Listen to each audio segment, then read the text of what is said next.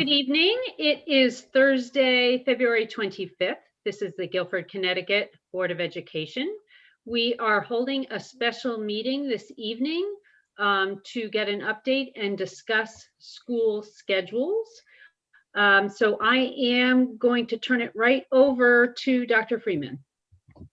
Thank you, Dr. Balistraci. I want to start by thanking the board members for joining us tonight for this special meeting. Monday at your regular meeting, we talked quite a bit about the progress of the pandemic in Guilford. We talked about a number of good news items around the recent level of community spread here locally in Guilford and about our experience in the schools with the virus and with the protocols in place to mitigate the spread of the virus. We were not ready on Monday evening to talk about a specific recommendation around returning Adams and the high school to 4 days of in-person schooling. There were a few final conversations and a few final details that we wanted to put in place. I am happy tonight to have all of you join us here because I do want to let you know this evening that at this time we feel prepared to come to you with a specific plan in place. We are ready to announce to the community that we would like to bring all of the students in grades 7 through 12 at both Adams and at the high school back into our schools for 4 days a week, beginning on Monday, March 15th. To walk through the specifics of that, let me start by just briefly reiterating some of those metrics that we talked about Monday evening. If you look at our entire experience across this pandemic, in Guilford, we have seen the fewest number of positive cases in this month of February than we have seen since the first month of the pandemic that was identified back last March. We moved the younger grades. We moved all 4 elementary schools in Baldwin to 4 days a week back on October 19th. And we told you then that we would be looking to relatively soon move these older grades into that same schedule. However, we saw a spike in cases through the months of November and December and continuing high numbers even into January. At this time, however, again, with those reduced numbers in community spread, with the continued success that we see in schools around the protocols that we have in place. So specifically, let me remind the board and the community, in all of our schools, we are strictly requiring universal masking. Everybody in our schools wears masks essentially for the entirety of the school day. There are controlled mask breaks that are afforded to students, and students will remove their masks for lunch periods. But other than that, we really strictly follow a masking protocol. We have plexiglass dividers that are available in classrooms and other areas around the schools. We have installed directional signage so that all of our hallways have become one directional to try to limit incidental contact. Instructionally, teachers try to maintain space between students as much as possible. I want to be clear, that is not 6-foot spacing in classrooms. At times, that's not even 3-foot spacing in classrooms, but teachers do make instructional decisions now to keep students spread out in their classrooms rather than asking students to work in small whispering groups, which would have been common prior to the pandemic. In fact, to facilitate that ability to spread students out, we have added additional storage at all 7 of our schools so that ancillary unnecessary classroom furniture was moved out of all of those areas. In most of our school settings and all of the settings K through 6, lunches are eaten in the classroom rather than in large cafeteria settings. At Adams, students are being distributed into small settings. Many lunches are eaten in classrooms. Some groups are eating in some of the other areas, but in small groups, not in a large congregate cafeteria setting. And at the high school, we have expanded the size of the commons by adding a heated tent just off of the commons area. We have distributed the lunch tables as broadly as possible, and all of the lunch tables have newly installed and tall plexiglass dividers so that those areas are separated. We continue to limit out of class activities. We are not running school assemblies this year or school field trips. We've eliminated many, if not most, of our after school or evening events like club gatherings and concerts and special events. We have restricted school bus transportation so that students are not allowed to ride different buses during the course of their experience this year. And we've encouraged students not to ride the bus if family transportation is available. With all of those protocols in place, we feel confident that we have, and while we have seen over 100 positive student cases in the town, and over 30 adult cases in our schools rather, and 30 adult cases in our schools, we're confident that in none of those cases have we seen in-school transfer. Again, all of that being said, that leads us to believe that at this time, with the community numbers coming down, it is time to get our students back in school. I want to acknowledge the Herculean efforts on the part of our teachers to be carrying students in this hybrid model, to be supporting half of their students in class with them physically, while the other half are at home participating in the class through a live streamed Zoom link. Designing activities that the students in class can complete while the students outside of school are completing something that might need to be designed differently because of the Zoom component. Despite the work and the creativity and the effort and the care that our teachers have put into all of that work, it simply doesn't take the place of in-person learning. And we feel that our 712 students need to increase their in-person contact, and that we are ready to increase from the 2 days a week to the 4 days a week. I want to note briefly why the delay. I want to talk about why we're announcing that tonight for March 15th rather than this coming Monday. There's still work to do. We need to work collaboratively with our Guilford Police Department around traffic. We know that this will now double the number of parent drop-offs at all of those schools, or pickups at both of those schools rather. And we want to make sure that we have the support of the Guilford Police Department, and we want to make sure that we communicate very clearly to our parents and even our high school drivers in both of those locations that people are going to have to plan additional time in the morning and additional time in the afternoon, as there will be increased traffic. And we know that families need to plan for that additional time, specifically in the mornings, but also in the afternoons. We again want to recognize the shift that this will create for our teachers and give them the time to prepare for making this change in their scheduling. We have ordered additional plexiglass dividers. We want to give the principals and the custodial teams in the schools the opportunity to look at those protocols yet one more time and recognize that we will be increasing the student density. We just want to make sure that we're doing this thoughtfully with time. Many of the decisions that have been made throughout this pandemic have been made and announced literally overnight. We are rolling out a vaccination plan for teachers in the school that we only learned about this Monday at 4 p.m. and we will begin offering teacher vaccinations this coming Monday. Everything is happening quickly. We wanted this decision to be timed and thoughtful in its timing. And so again, March 15th, we believe that gives people the time they need to respond and be prepared for that shift. This schedule brings all students in the school system up to 4 days a week. It maintains distance Wednesdays, and we believe at this time that it is important to maintain those distance Wednesdays for a couple of reasons. One, and the first, is that this is a big change. We will be taking two of our largest schools and increasing the density in those schools. That's a big change in our system of protocols. We want to be careful that we change one big variable at a time. We want to be cautious about not changing two big variables at the same time.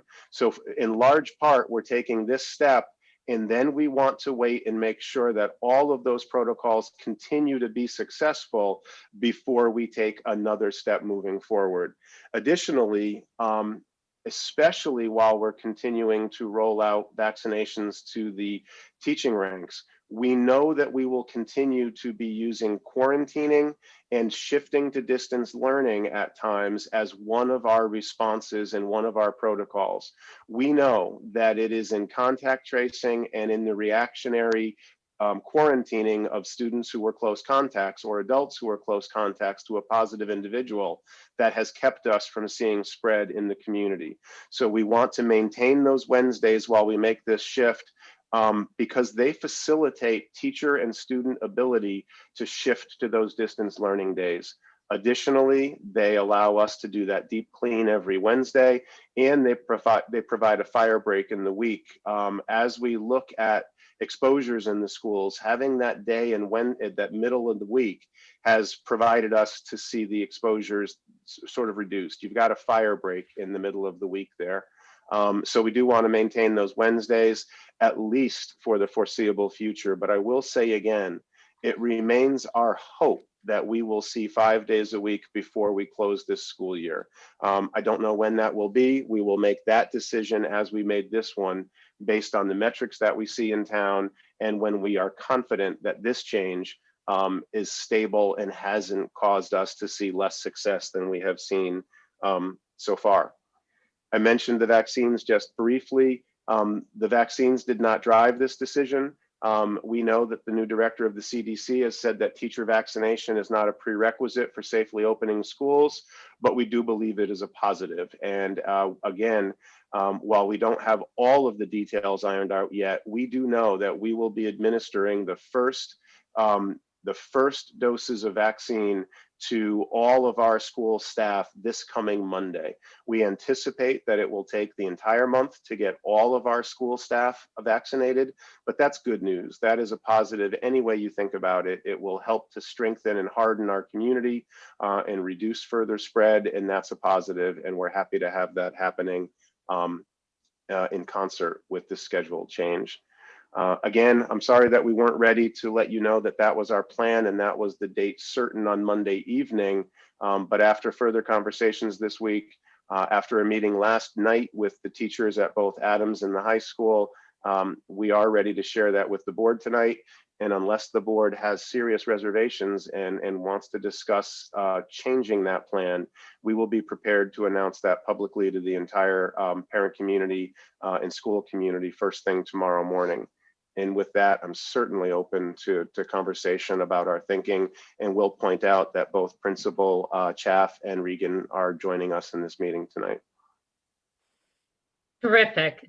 Thank you. Thank you so much. I will note for the viewing public that we did, without, as Dr. Freeman alluded to, we did, without having a date, have an extensive discussion at our board meeting on Monday about this plan. But I do want to open it up to comments, questions, or discussion points from board members.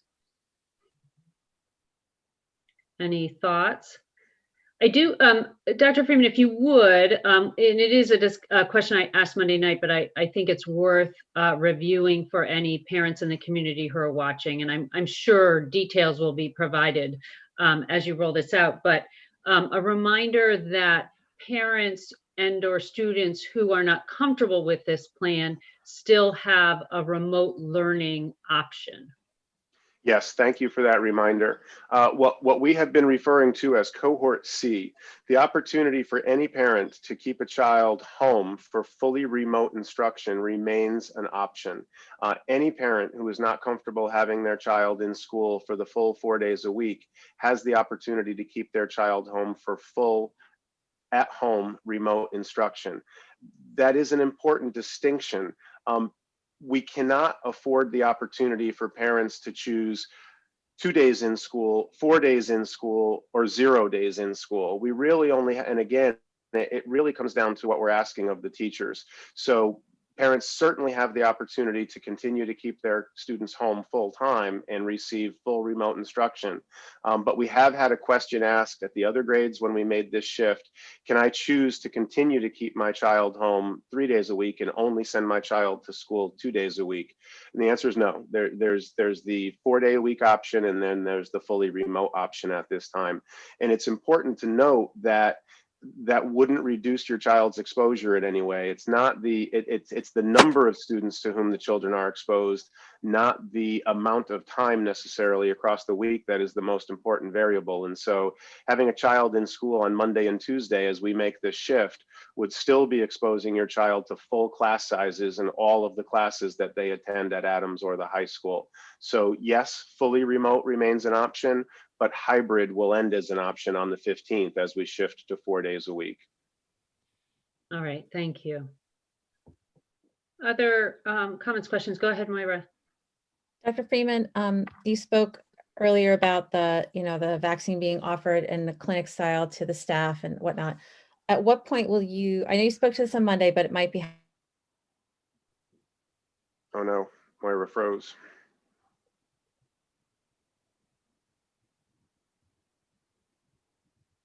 Okay, we just lost Moira, who I'm sure will come back. I might turn to someone else who might have a question and allow her to come back. Go ahead, John.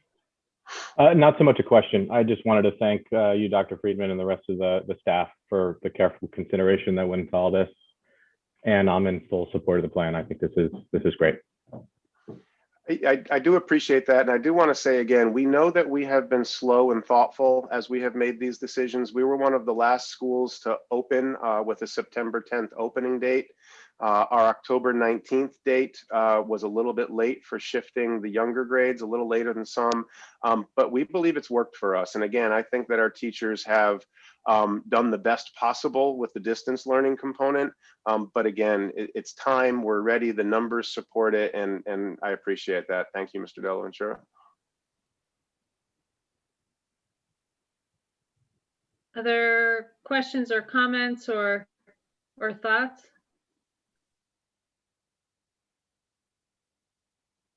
Go ahead, Mr. Sands.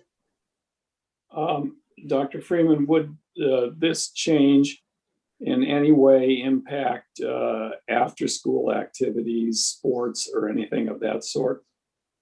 Thank you for the question. No, not at this time. So this change prioritizes the increase of in-class teacher to student contact in order to make sure, again, that we're not changing multiple variables at once. We will not be further opening up after-school activities or the way that clubs currently meet, which is predominantly in a distance platform. We want to hold all those things relatively restricted at this time so that we're prioritizing that in-class contact. The activities that are currently, everything will continue as it currently exists. There won't be any significant changes to any of those others. The only exception to that, and it's not related to the change in schedule, it's ancillary to that. But our winter sports season, we initiated that season with no spectators, which was following the CIAC guidance and recommendations. CIAC has begun to relax that guidance, and CIAC is now, in fact, allowing limited spectators to even some of the indoor winter sports activities. We have a meeting to reassess our position on that, and we may be relaxing that position, not offering more sports or more events or changing that, but possibly relaxing our position and allowing a limited number of spectators. I mean, like really limited, maybe one or at most two per athlete to those indoor events. That's the only change in co-curricular or after school activities, and it's coincidental. It's not related to the schedule change. And it's under consideration at this time. It's not a decision, but it is something that we're revisiting, and we hope to have a decision on that as soon as early next week. Hi, Dr. Freeman, can you hear me? This is Joe Galino. We can hear you, Joe. Oh, great. My question is, I understand you are keeping the Wednesday cleaning day in the schedule. In the future, once the staff is fully vaccinated or vaccinated to a percentage that is acceptable or manageable, do you foresee revisiting the 5-day-a-week school day, possibly before the end of this year? Revisiting, yes, and considering, and possibly before the end of the school year. All of those are yeses, but none of that is definite. I also recognize that Wednesday, again, has really facilitated the planning and the instructional delivery that we're asking of our teachers. I think a component of that A component of that decision may be how many students continue to remain in that cohort C, requiring that additional planning and dual delivery system. Yes, we want to revisit all of that. And if the community numbers are looking really positive, and if in fact our cohort C numbers are down to really low, negligible numbers, then that all becomes information that will help us to make that decision. I'm aware of some school systems that are identifying themselves as fully open, but they're carrying close to 30% of their student population in that fully distanced at-home setting. That is going to be a challenge. And again, having all students remote that day has facilitated teacher planning and the ability to maintain that dual delivery system, because all of the students have a hand in that and participate in that way on that Wednesday. It also includes, I just want to say frankly, it includes that early release schedule on Wednesday, which again has facilitated what we've been asking of the teachers. So yes, we plan on revisiting it. We plan on revisiting it before the end of the school year. And again, that cohort C number might be as important to how we make that decision as the numbers that we see around community spread when we do make that decision. If that sounds convoluted, I apologize. It's just that there's a lot that's going to go into that decision. No, it's all good. Thank you. Thank you for the response. Moira, I see you're back. Would you like to try again? Yeah, my internet cut out for like 1 minute, right when I was talking. So yes, I guess the question I had earlier, it might have been answered, was just regarding when we kind of see fully received vaccines from the staff in terms of quarantine requirements. If the staff is fully vaccinated beyond those 2 weeks, and hopefully we don't have this, but we have an exposure, that teacher doesn't have to quarantine then. That was how you explained it on Monday, but I just want to understand if that's still gonna play out that way.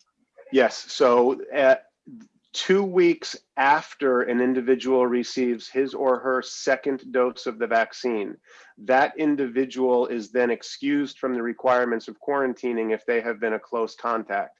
So at a minimum, we're 6 weeks away for our first round of teachers.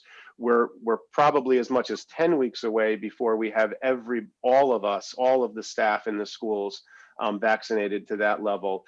But the quick answer is yes. 2 weeks after your second dose, and I believe it's about a 90-day window from that 2-week marker, you are excused from the requirement to quarantine.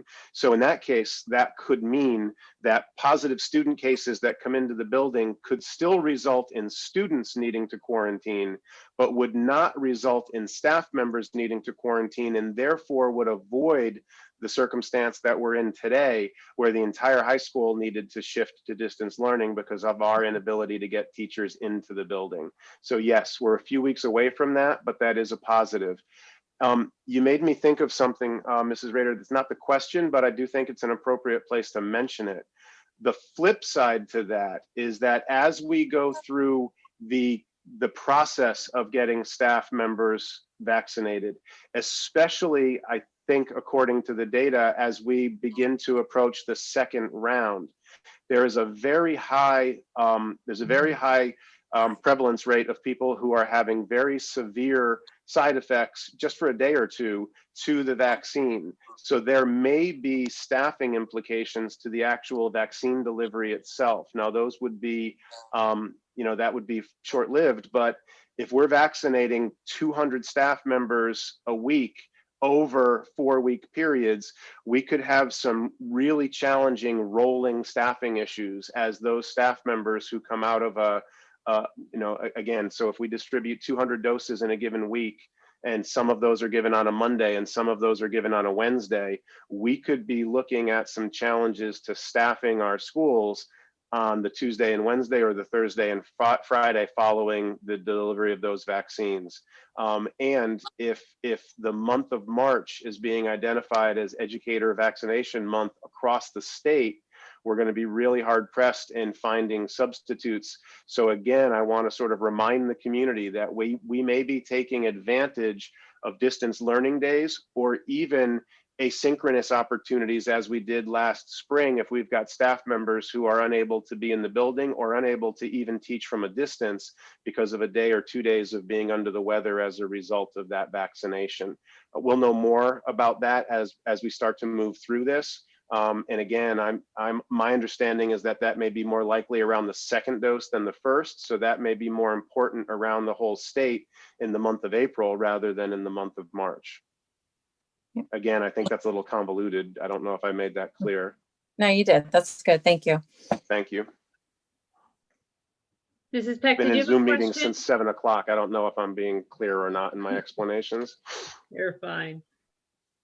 Yeah, just two questions, both of which we discussed on Monday, but I've heard some community questions about them again. So I wanted to see if you could re-answer the question about lunch waves, particularly at the high school, Yep. number one. And then number two, people have been asking if we're going to be going to school in July. So I think if you wouldn't mind just addressing that publicly, that might be helpful for the community as well. We will not be going to school in July. The state of Connecticut has required that we have 177 days of school contact this year, and distance learning days count as days of contact. And so at this point, while we are thinking long and hard about curriculum delivery and about instruction and about what the end of this year and next year need to look like in our classrooms for all our students, we will not be adding days to the school calendar in response to the shifted schedules that we have been maintaining this year. Distance learning days, again, no replacement for in-person learning, but they count as school days this year. Lunch waves, again, at Adams, we will be distributing students to multiple spaces for lunch waves. Students will be eating in classrooms. Students will be eating in small groups. Students at Adams will not be congregating in large lunch waves in the cafeteria because that cafeteria is already a really small space and there's little opportunity to expand that space.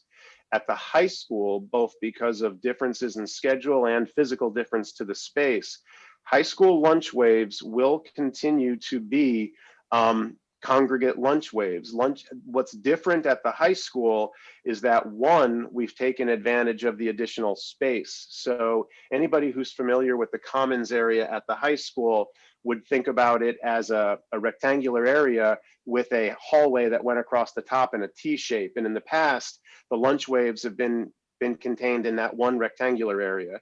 This year, the lunch space has actually been spread out. We're taking the entire T shape and spreading tables across the entire space.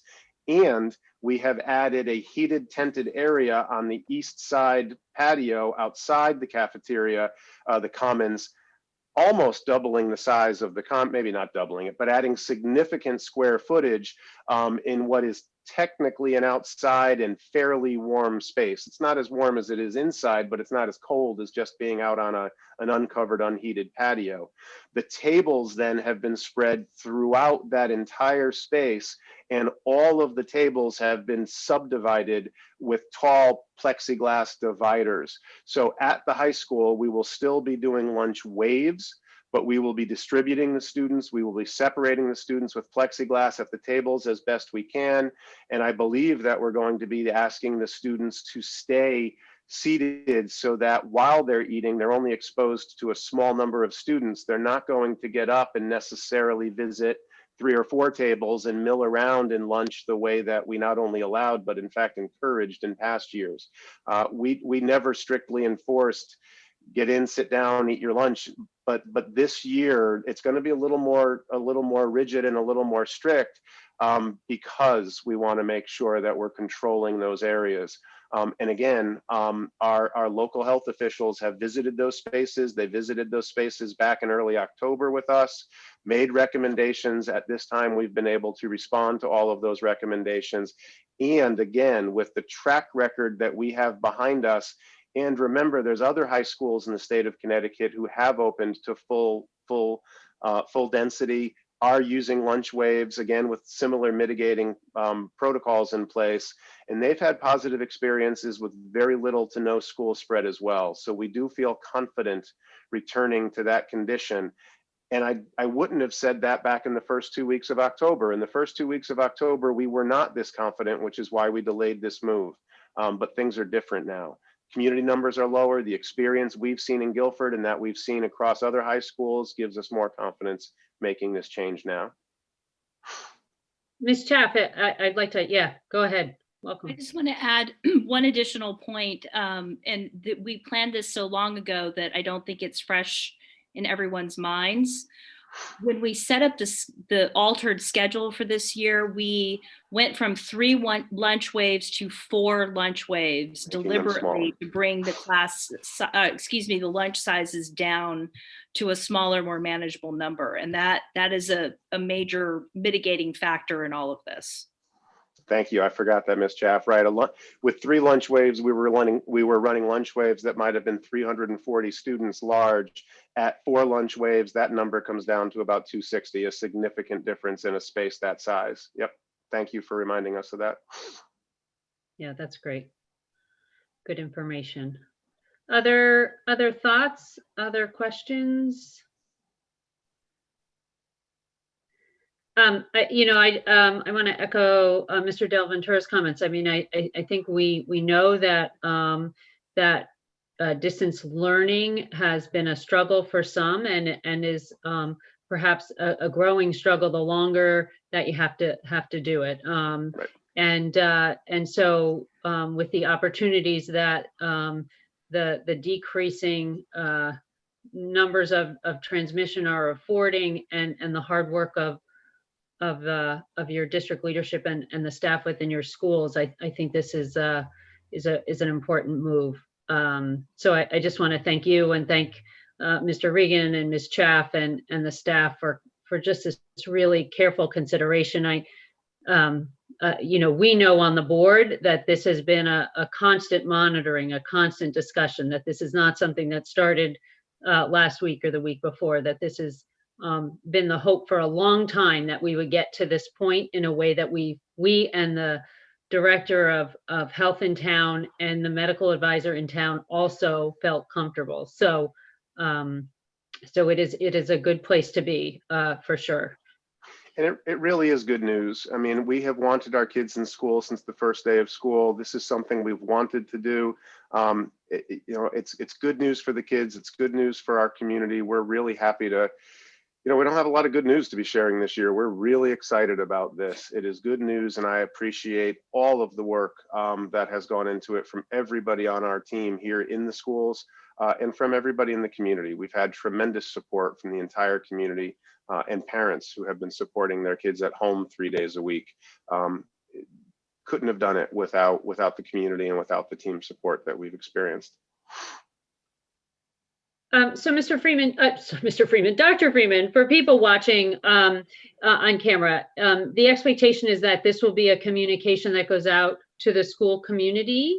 Go ahead, and you're understanding my question. Kind of, when will people hear about that? The details of the plan, information in case a parent or a student is thinking we may not want to participate. Who do they need to let know about the decision, et cetera? So hearing the support that I'm hearing tonight from this Board of Education, we do have a written communication that will go out first thing tomorrow morning to all families and all parents and guardians of students currently enrolled at Adams and at the high school. There will then be further follow-up information that may come out specifically from each of the buildings. Again, if there need to be reminders about pickup or drop-off information, if there needs to be reminders about any of the protocols or schedules related to the school day. We will be asking parents that choose to keep their children home in remote learning, if that is a change in condition. If your child is already home in full-time remote learning, there's no need to communicate with us.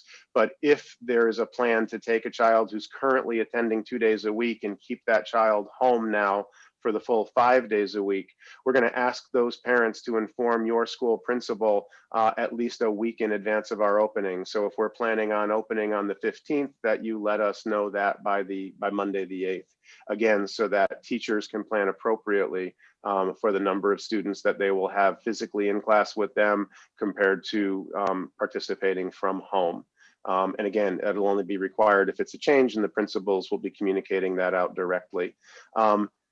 It gives us 2 weeks to answer questions. Any parent who has questions about any of this should feel free to contact a school counselor or a building principal or me to ask questions about this plan, either the rationale behind the plan or the logistics associated with the plan moving forward.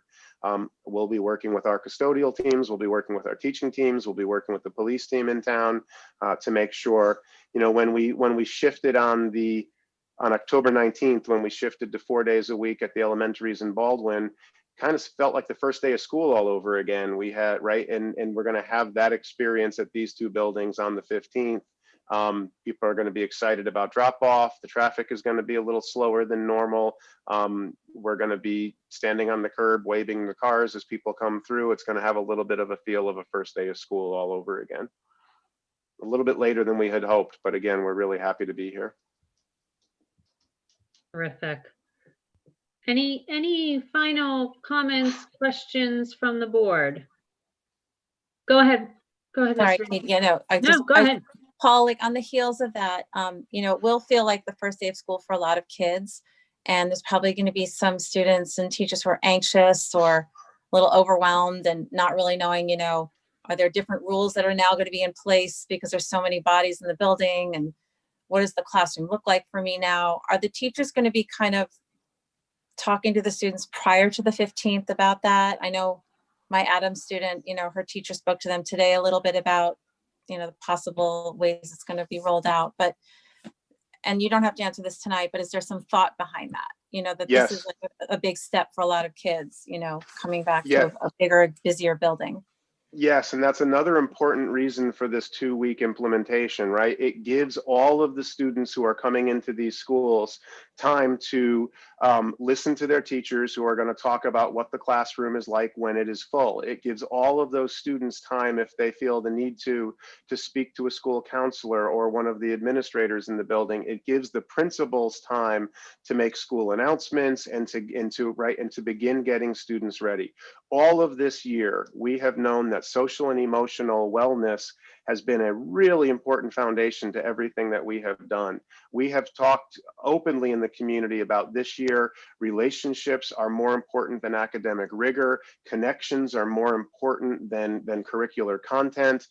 It's about keeping our kids feeling safe, well, keeping them safe and healthy, and then helping them to feel safe and healthy and supported as they have gone through this really challenging year for all of us. So absolutely, again, one of the reasons not to announce it tonight and put it in place this Monday is so that every student has the opportunity to ask questions about it, and every teacher has the opportunity to set expectations around it before the day gets here. We want it to be a positive. We want everybody to be excited about it.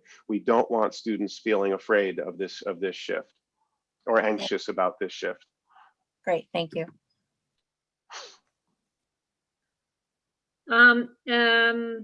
Any last comments from anyone? I've reached out to Board of Ed members. Is there anyone else who just wanted to say something or on this topic? All right. Well, thank you. This is exciting, and I think there's probably certainly from some emails we've received and I think conversations we've heard, that I think there are a lot of members of the community that are going to be really excited about this next step and that we finally gotten there. I want to thank Ms. Chapman, Mr. Regan for being here tonight in case we had questions, or really appreciate your time as well. Unless there's any other comment, I think we can bring the meeting to a close. So I am going to entertain a motion to adjourn the meeting. So moved. And a second? Mrs. Peck, I see you raise your hand. Wonderful. All those in favor? Aye. Aye. Terrific. Okay, thank you so much. Thank you, everyone. Really appreciate your time on this topic again tonight.